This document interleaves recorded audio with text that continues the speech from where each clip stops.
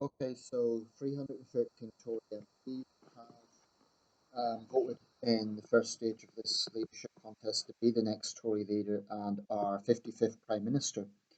So the results are as follows: Boris Johnson, 114, Jeremy Hunt, 43, Michael Gove, 37, Dominic Raab, 27, Sajid Javid, 23, Matt Hancock, 20, Rory Stewart, 19. They stay in the race. Andrea Leadsom, 11, Mark Harper, 10, Esther McVeigh, 9 have been eliminated. I'm a little bit surprised that Leadsom is out and Matt Hancock is in simply because I think Leadsom is a bigger name within the party overall. But there you go.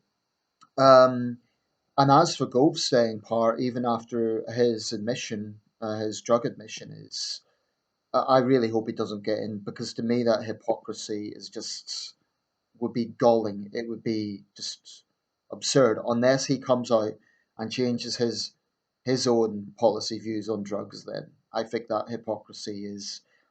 Some might say it's not the most important thing, but I think it is a testament to character. Um, Not just the drug use, but the hypocrisy of it. I've never entirely trusted Michael Gove. I think he's a capable politician in the sense that he's clearly very smart.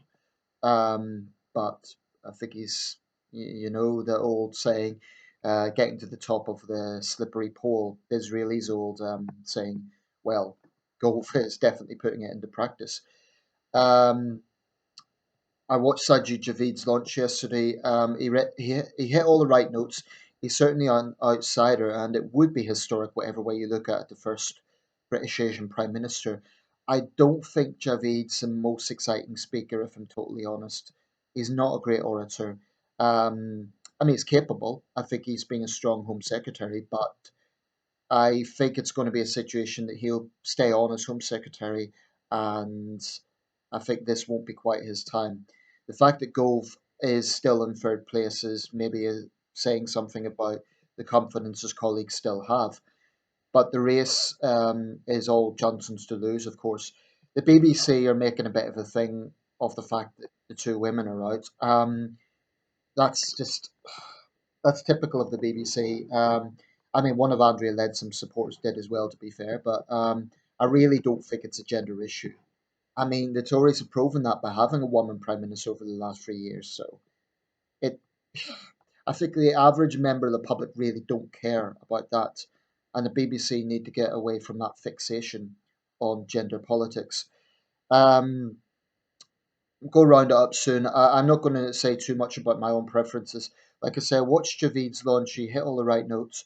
Um, Probably they'll go for a leave person, Johnson or Gove. I think that will probably happen in the end. But Hunt is still in. And Stewart is fighting uphill. I mean, you know, he's just survived.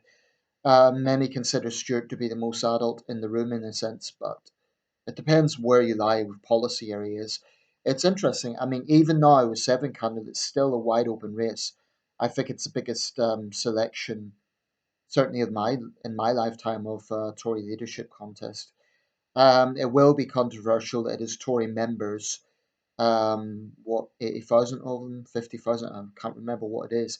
Rather than 66 million people choosing their next prime minister. I think if the new prime minister were to call a general election, that would be a big gamble. I can't see them doing it. But from a democracy point of view, they would be the second prime minister in a row not to be elected. Now, we don't have a system in this country where the leader or the prime minister is directly elected by the people. It is the leader of the winning party.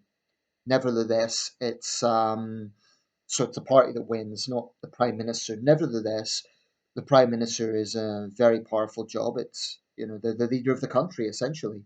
So that will raise some question marks. Anyway, I'll make more videos about this as time goes on.